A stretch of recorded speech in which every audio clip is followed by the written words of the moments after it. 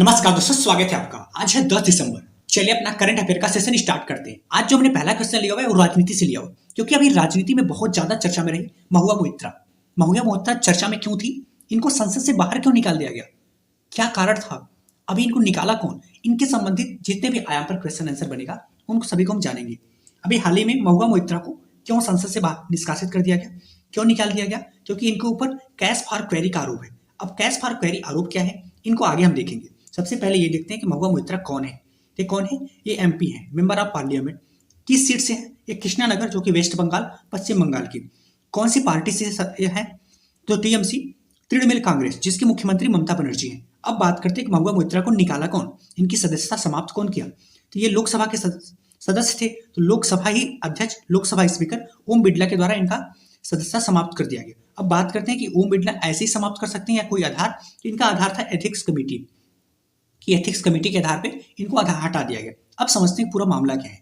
देखो, महुआ मोइत्रा कृष्णानगर सीट से सांसद है, तो इनका एक हक है कि अपने प्रतिनिधि क्षेत्र से सवाल जवाब कर सकती हैं, उसका उत्तर जान सकती हैं। लेकिन इनके ऊपर आरोप ये है कि ये अपने प्रतिनिधि क्षेत्र का कोई क्वेश्चन ना पूछ के ये किसी बिजनेसमैन से उनके फेवर का सवाल पैसे लेकर ये संसद में करती थी। तो इसके इनके ऊपर निशिकांत दुबे, जो कि भाजपा के सांसद है, इनके ऊपर इनके द्वारा आरोप लगाया गया। तो इसकी जांच करने के लिए एथिक्स कमेटी बैठाई गई। तो एथिक्स कमेटी ने इनका जांच किया और इन्होंने ये पाया कि ये कहीं ना कहीं तक सही है, और इसके आगे भी जांच करने का उन्होंने आदेश दिया। तो जब सही है तो ये ऐसा काम करना लोकतंत्र के लिए अनैतिक है, और इसी आधार पर इनकी सदस्यता समाप्त कर दी गई। अगर बात करते कि अभी हाल ही फिलहाल में क्या और किसी की समाप्त हुआ था सदस्यता, तो जी हाँ, कुछ समय पहले किसकी सदस्यता समाप्त हुई थी? तो कांग्रेस के पूर्व अध्यक्ष राहुल गांधी की भी सदस्यता समाप्त हुआ था। ठीक है, चलते अपने नेक्स्ट टॉपिक पे।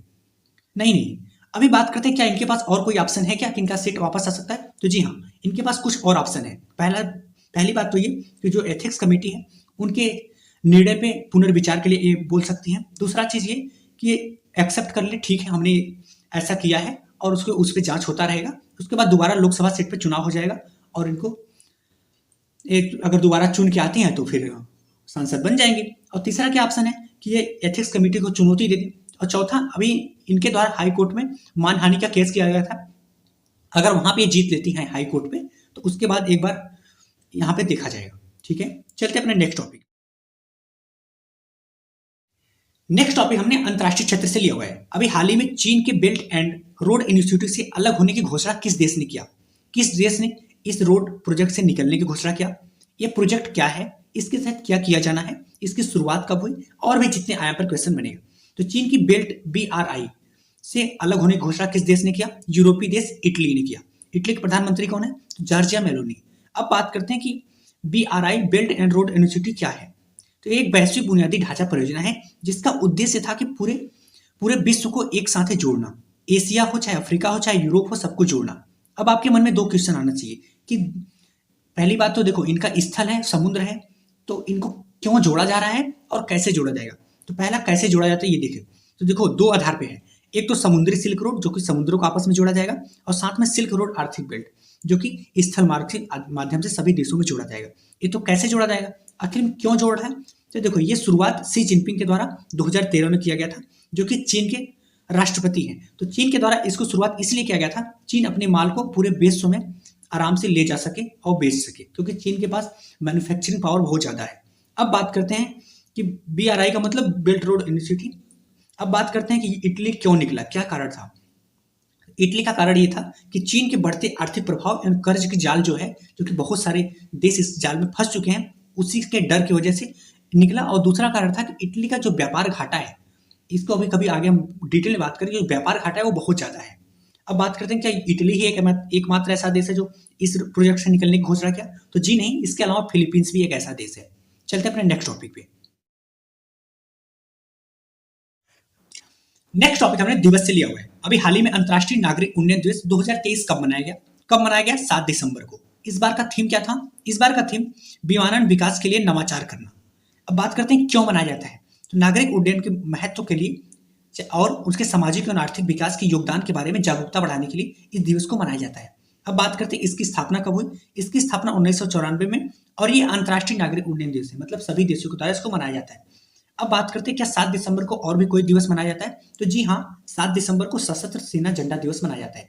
ये क्यों मनाया जाता है? तो जैसे सैनिक शहीद होते हैं उनकी सम्मान को मनाने के लिए इस दिवस को मनाया जाता है। इसके तहत क्या कार्य किया जाता है? इसके तहत उनके परिवार के लिए धन इकट्ठा किया जाता है इस दिन के लिए। ठीक है, चलते अपने नेक्स्ट टॉपिक पे। नेक्स्ट टॉपिक हमने आर्थिकी से लिया हुआ है। देखते हैं क्या क्वेश्चन है। यह क्वेश्चन इतना ज्यादा इंपॉर्टेंट है क्योंकि सबसे पहली बार ये बात है ना कि आप इसको समझ जाओगे मौद्रिक नीति समिति क्या होता है या रेपो दर क्या होता है, तो आप कभी भी इससे संबंधित क्वेश्चन आएगा तो आप गलत नहीं होगे क्योंकि आपका कंसेप्ट क्लियर होगा। अभी हाल ही में मौद्रिक नीति समिति ने रेपो दर कितनी निर्धारित किया? मौद्रिक नीति समिति क्या होता है, रेपो दर क्या होता है, ये किसके द्वारा जारी होता है, इसको क्यों बनाया गया है, जितने भी आयाम पर क्वेश्चन बनेगा। सबसे पहले समझते हैं कि मौद्रिक नीति समिति एमपीसी मॉनेटरी पॉलिसी कमेटी एक ऐसी कमेटी है जो कि रिजर्व बैंक ऑफ इंडिया की समिति है, जिसको 2016 में स्थापना किया गया था। किसके सिफारिश में बनाया गया था? इसको उर्जित पटेल कमेटी के द्वारा बनाया गया था। अब बात करते हैं कि इसको बनाया क्यों गया था। इसको बस बनाने का एक ही उद्देश्य था कि महंगाई को कंट्रोल करना। क्यों बनाया गया था? मुद्रास्फीति को 4 ± 2% तक नियंत्रित किया जा सके। इसका मतलब हुआ कि ज्यादा से ज्यादा 4 + 2 मतलब 6% हो जाए महंगाई, और कम से कम 4 - 2 2%, इससे ज्यादा बदलाव ना हो। तो मुद्रास्फीति के बढ़ने घटने से क्या मतलब हुआ? देखो, मुद्रास्फीति बढ़ने घटने का मतलब हुआ, जैसे एक एग्जांपल ले लेते हैं। अगर कोई वस्तु आज 50 रुपए की है, अगर मुद्रास्फीति 5% बढ़ गया, इसका मतलब अगले वर्ष उस वस्तु का दाम 52.5 मतलब 52.5 रुपए हो जाएगा, क्योंकि 5% बढ़ गया। तो अगर यही चीज बहुत ज्यादा परिवर्तन हो जाएगा तो देश का आर्थिक विकास नहीं होता। तो इनको आगे हम समझते हैं। अब बात करते हैं कि रेपो दर इस बार कितना निर्धारित किया गया। तो रेपो दर, जो कि पॉलिसी रेट भी कहते हैं, इसको इस बार 6.5% 6.5% जारी किया गया, और लगातार 5वीं बार से यही दर है। अब बात करते हैं क्या है रेपो दर। रेपो दर वह दर है, जैसे कोई बैंक है, अगर कोई bank reserve bank of India से कर्ज लेता है या लोन लेता है, उसको जिस दर से ब्याज देना पड़ता है उसी को रेपो दर कहते हैं। अब आपके मन में क्वेश्चन आ रहा होगा कि कोई दूसरा बैंक है, उस रिजर्व बैंक ऑफ इंडिया से लोन लेता है, उसको 6.5% ब्याज की दर से उसको पूरा पैसा पे करना पड़ता है, तो उसको महंगाई की बात कहाँ आई? देखो समझो, रिजर्व बैंक ऑफ इंडिया है, सबसे बड़ा बैंक अपने देश का, उसके उसके द्वारा लोन दिया जा रहा है। किसको? अदर बैंक को, छोटे बैंक को लोन दिया जा रहा है। अगर ये ब्याज बढ़ाएगा तो ये लोन कम लेंगे।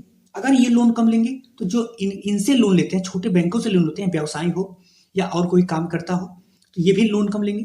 और जब लोन ही कम लेंगे तो काम कहीं कम करेंगे, निवेश कम करेंगे और खर्च भी कम करेंगे। इसके साथ साथ क्या होगा? आर्थिक विकास कम होगा। अब यहाँ पे इसके दूसरा तरफ सोचो, अगर ये आरबीआई है, इतना मुद्रास्फीति मतलब रेपो दर इस आधार पे बनाए कि जो अदर बैंक है वो बैंक पैसा लेने में कोई संकोच ना करे, तो यहाँ जब ये पैसा लेंगे तो ये व्यवसायी को भी आराम से पैसे दे देंगे कम पे, तो व्यवसायी जो होगा वो निवेश करेगा, साथ में खर्च करेगा, जिससे आर्थिक विकास को बढ़ावा मिलेगा। अब बात करते हैं कि एमपीसी का सदस्य, इसका गठन ये कितनी बार जारी होता है? ये साल भर में 6 बार जारी होता है। इसमें 6 सदस्य हैं, जिसमें 3 सदस्य तो रिजर्व बैंक ऑफ इंडिया के और 3 सदस्य इंडियन गवर्नमेंट के, मतलब भारत सरकार के।